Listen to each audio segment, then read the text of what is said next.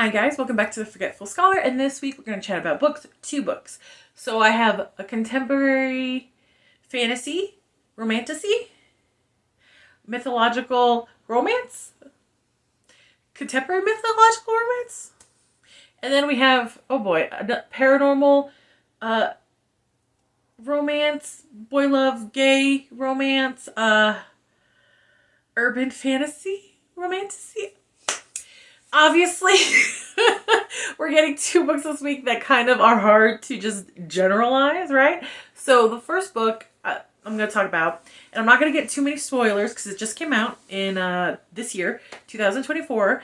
It is 397 pages. It is The God and the Gumiho by Stephanie Kim. And if I mispronounce these words, I'm so sorry. Okay, so this book is mythological romantasy, mythological romance, contemporary fantasy, contemporary romance, mystery, there's a lot. There's a lot. So, this book, the scoring for it was kind of hard, right? Because like we said before, I started at 5 stars and then books, get taken down a notch or they don't, right? So, and it's so funny too, because I think like 2 weeks ago, I mentioned that I don't mind reading books where the main characters are bad people. I just need to like them and root for what they're going for. Like if it's redemption or something, I need to, root for them. So this week, all of the main characters were bad guys. So in this book, we follow, again, I'm not going to pronounce these names correctly. I was listening to Google, say these words over and over again, and I'm probably still going to mispronounce it, so I'm really, really sorry. Sukga, right? And he is a fallen god of deceit and trickery, and Hani, who is a nine-tailed fox, and a nine-tailed fox in the Korean mythology is different than the Japanese mythology, okay? I'm not too familiar with Asian mythology, so I found this book endlessly fascinating, and I loved it. So, this book is 4.5 stars. And you're saying, wow, you rarely do 0.5. I know, right? This book was going to be a 4 stars until the third act, and then, holy Jesus. And then I wanted to make it 5 stars, but then I'm like, so 4.5, So, basically, the god of trickery is trying to get back into heaven, and he has to kill 20,000 unrulies. So the unrulies are monsters that escaped hell, I guess, or the 9 hells escaped and are killing mortals. So he has to kill a certain amount before he's able to go back to heaven. And he is written arrogantly, like you're not supposed to really like him, like whew, and then Honey is the nine-tailed fox, and they eat human soul, like male. Their preferred food is male, human, mortal males, and they can devour souls with their fox speed, or that soaks up their soul, like the souls that they ingested, gets powerful. And when they kill, they eat the livers, right? So she's known as the Crimson Fox because in 1888, and it was very specific, because on her killing spree of thousands, she killed Jack the Ripper. So, I guess good on that. Her personality is very likable. She's very mischievous. She's very fun, but also she's a horrible person. So they're both horrible people, and I found that really interesting. And it was interesting how the male protagonist was written kind of like typical, arrogant, cold, I'm better than you kind of personality, where Honey was exactly the same, but her personality was more friendly and outgoing and fun. I really liked it. And like I said before, I watch a lot of K-dramas, and I totally could picture this on Viki, as a K-drama. Hey, Viki, call Stephanie Kim, get that into the works. I would love to see it. This is a duology, and I had to look it up to see if it was going to be a duology, because the pacing was off. And I was like, oh, this pacing feels like a duology. Let me check. Oh, okay, it is. Okay, cool. Because it wasn't a duology. I was like, oh no, they're going to rush the last 200 pages of this, and that's gonna suck because so far so good, right? I love the world it sets up. I don't know. I'm a sucker for like, especially the Grim Reapers and all the paperwork they have to do.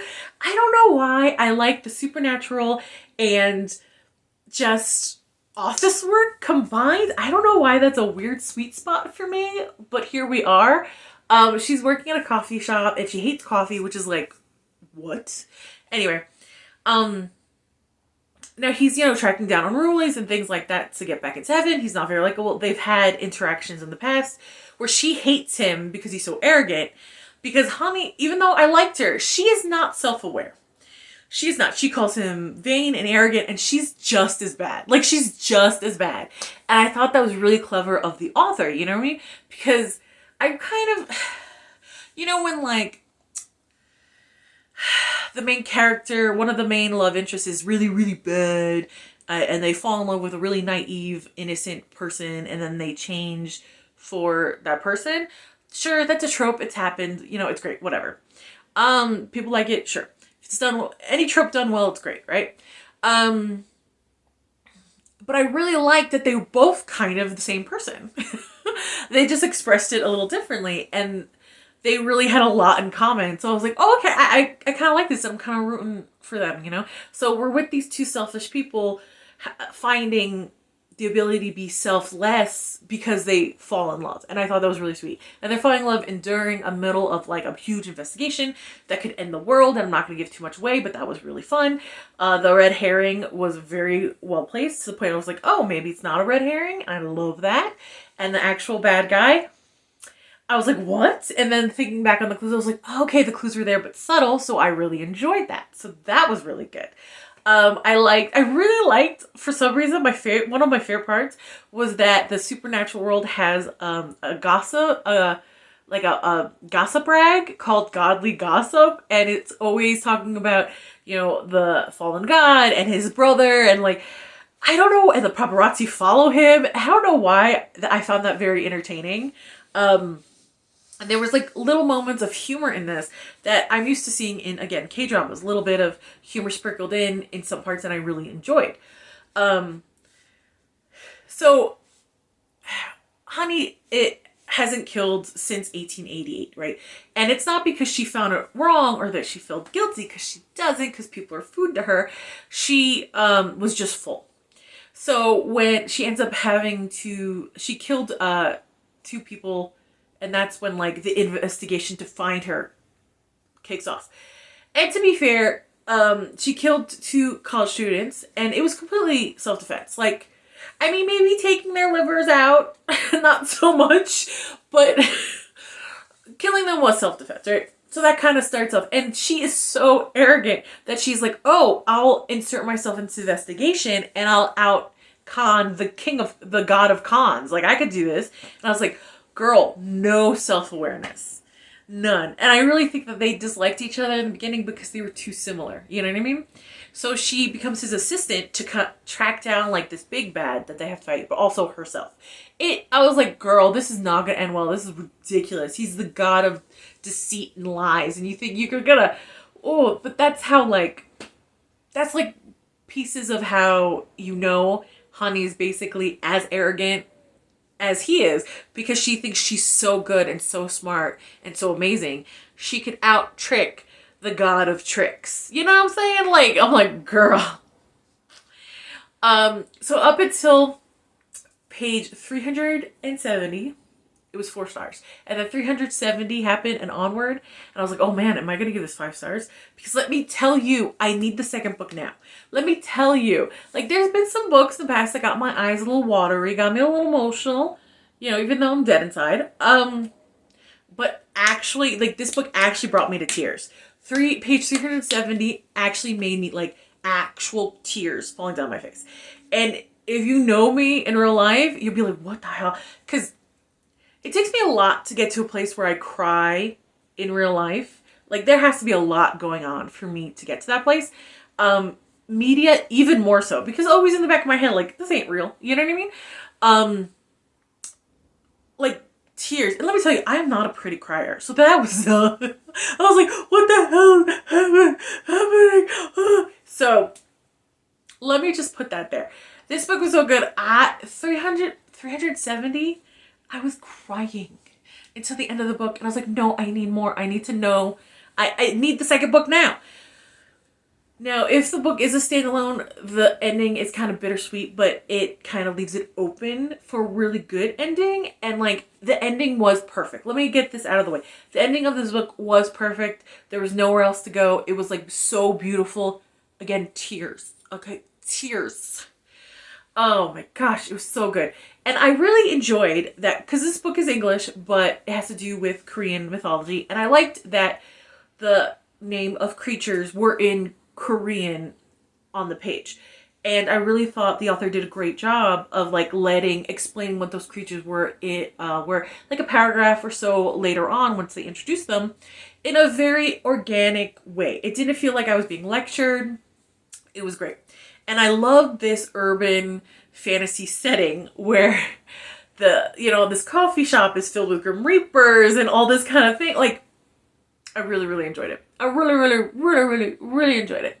So yeah, there was typical things. Like, this is a typical kind of, I would say, like, enemies to lovers, Grumpy Sunshine, if you needed buzzword tropes to realize what this book is.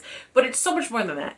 And it was so great watching these two very selfish people care about somebody else. You know? Like, they both have, like, Sokaga, he works at a police precinct for super unrulies, supernatural police, right? And his police chief, he's friendly with him. Like, I would consider, like, that is his friend. I mean, it takes a while for Sokaga to realize that this is his friend, but that's his friend. Like, he cares about him.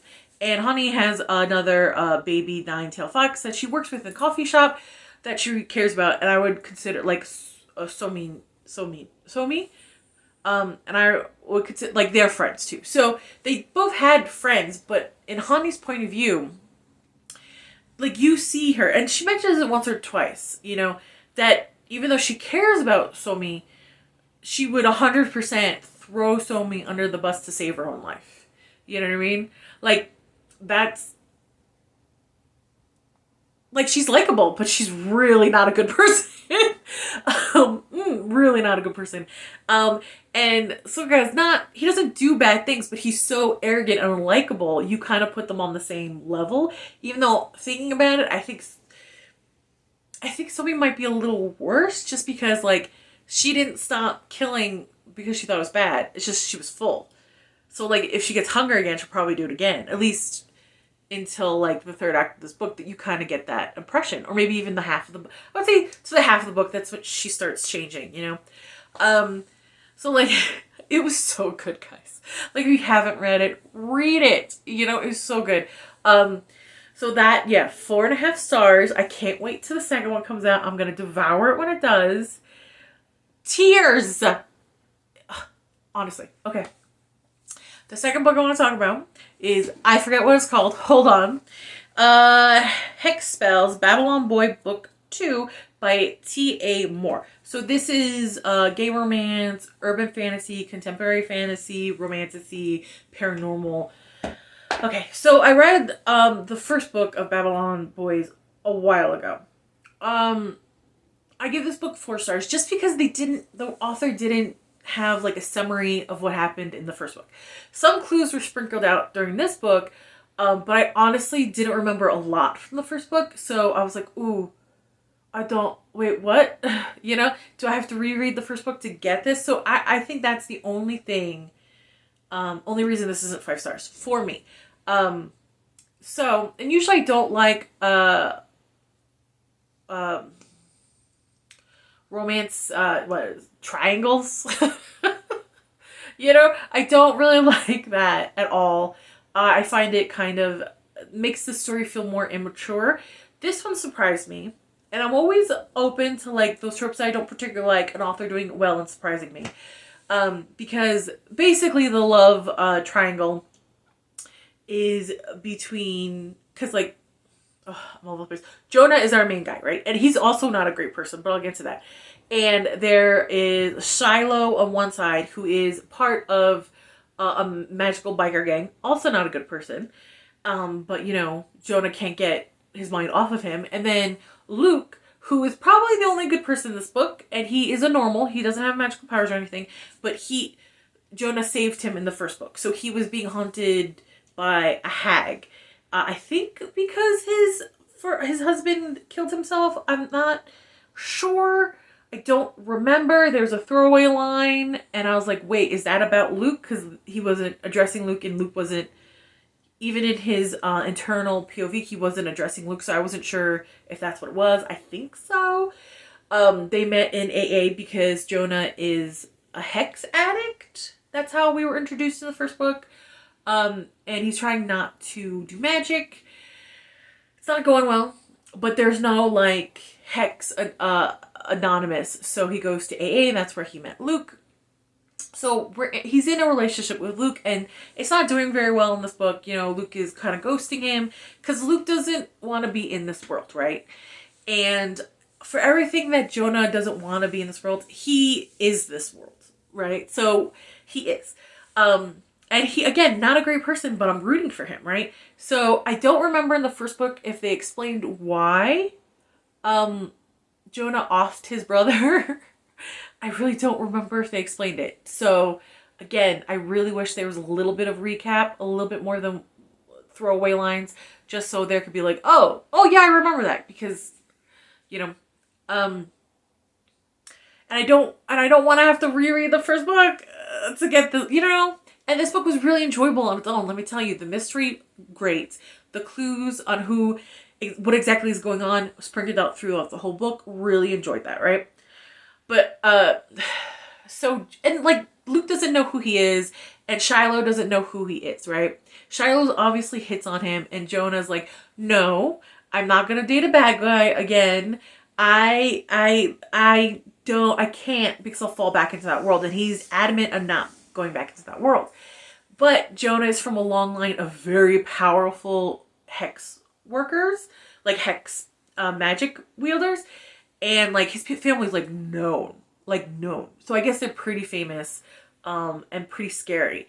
And again, Jonah offed his brother, and in this he has like dreams of him holding his brother underwater and like grabbing a rock, you know? So it's not like it was an accident and he feels guilty about it. No, he actively participated in it. Do we know why? Not really. He just says that his brother's like an a-hole, even in death, because his brother's haunting him.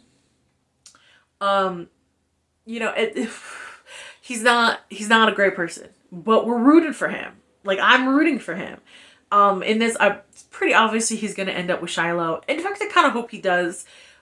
Just because Luke, again, not part of this world, he's in in recovery, and like, this, I feel like, now I've never been, you know, I never had an issue with that. I have, multiple people in my lives, friends and family, who have, you know, and needed to, you know, live the sober life, you know, and I see how hard and what a struggle it is, right?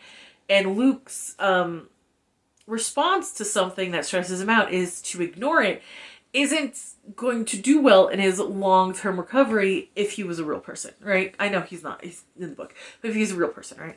So like, you kind of know they're not gonna last, especially when Luke is like, I don't want to know anything about it unless like I have to. And right there, it's like cutting Jonah off, because Jonah was born to this world. He is this world. He's not going to be able to escape this world. You know, that's kind of what it is. And I really enjoyed the author's way of writing the whole sobriety and trying to stay sober with the hex. I really enjoy what this writer is doing. I need the third book right now, because the last page, what the absolute, what do you mean? Like, what do you mean?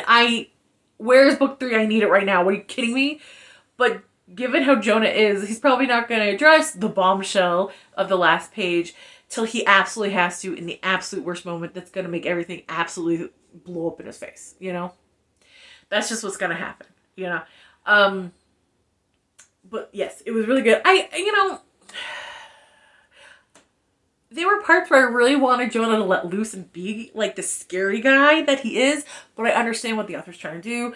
I like this. I like the series, and I like that the magic here is gross. Like rusty nails through their own hands, throwing up on somebody to do a curve. Like, it's some gross stuff, and I'm kind of here for it, you know? They're ghost hags, magical biker gangs, and Jonah's trying not to be Jonah in the middle of this, because he's in Babylon. He was a really big deal, like scary big deal. You know, the way other people talk about his family, you're like, oh shit, you guys are like Darth Vader of this world or something, you know? Like, and it was interesting because the tone didn't remind me of it at all, right? But for some reason, Jonah kind of makes me think of the earlier Harry Dresden Files, like the sarcasm, always getting in his own way, kind of like a little bit, but also it made me think, with the whole sobriety and not doing hex work, made me think of the Vampire Diaries show. Like, if you didn't watch the show, there are two vampire brothers turned during the Civil War. One, the oldest brother Damien's kind of depicted as the bad guy. He doesn't have an issue drinking human blood. He could drink it. He doesn't go crazy. He's fine. Whatever. The younger brother Stefan is kind of depicted as the good guy.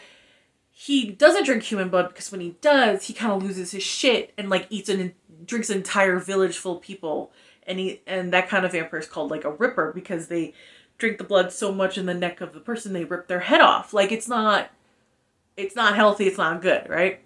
So this one kind of made me think of that, just because like Jonah's probably gonna have to learn how to be like Damien, being able to drink blood and not going nuts over it, or being able to do hex work and not being consumed by it. So it's going to be interesting to see this, especially since the analogy of sobriety and like all that's going on. But in this world, he's going to have to, or he's going to end up dead, you know? So like, it's really interesting. I really like this world.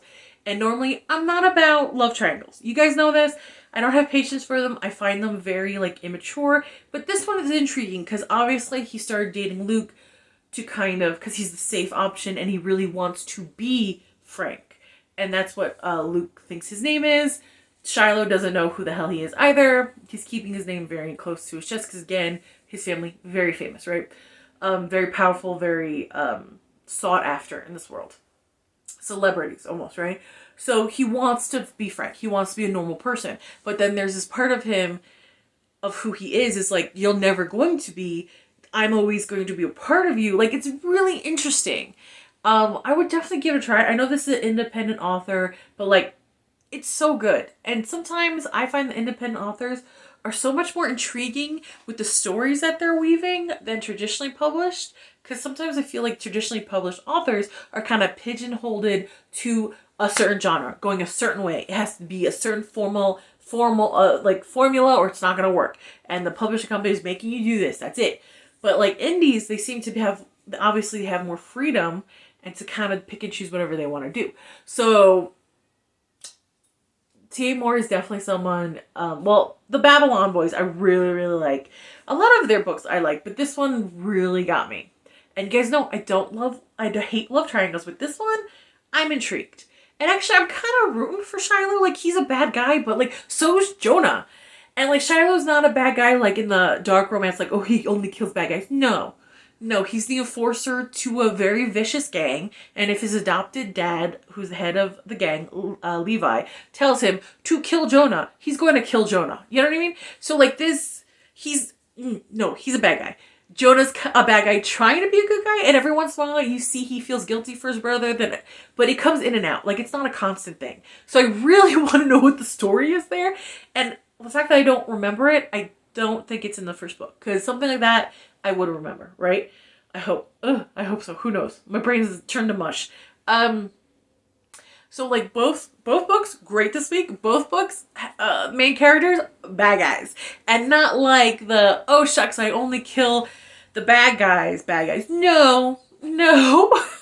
Honey killed like 1,000 men for fun.